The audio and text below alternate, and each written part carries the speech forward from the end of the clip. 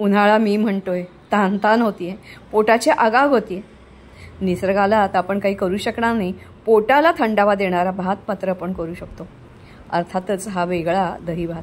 यासाठी मुलांना सुट्ट्या आहेत, त्यांना मदतीला घ्या. त्यांच्या हातालाही त्या मनाने व्यायाम होईल. स्वतः केला म्हणून ती एन्जॉय करत खातील. शिळा भात तो मोकळा करून घेतला. मोकळा केलेला भात त्याच्यातच मीठ मिसळलं आणि दही घातलं. साधारणपणे 1 टेबलस्पून एवढं दही घालायचं आहे. आणि अर्थातच मग सगळ्या भातामध्ये मिसळून झाल्यानंतर दूध घालायचं आहे. अंदाजे घाला. साधारणपणे भात सरसरीत झाला पाहिजे आणि तो झाकून 3-4 तास ठेवून द्या.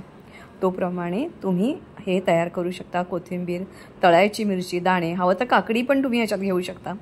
फोडणीला अर्थातच नेहमीप्रमाणे मीठ, मोहरी, दाणे आधी टाकले आणि मग दाणे चांगले लाल झाल्यानंतर मग ती जी फोडणी आहे ती भातावर टाकली. मेथकूट आणि कोथिंबीर कच्ची घातली. सगळे दाणे अतिशय खुसखुशीत आणि छान लागतात.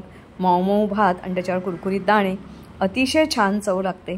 तळलेली मिरची वापरल्यामुळे त्याला वेगळा वास येतो आणि हा भात खूप खूप मुलांना आवडतो. खात्री आहे तुम्हालाही आवडेल आणि डब्यातही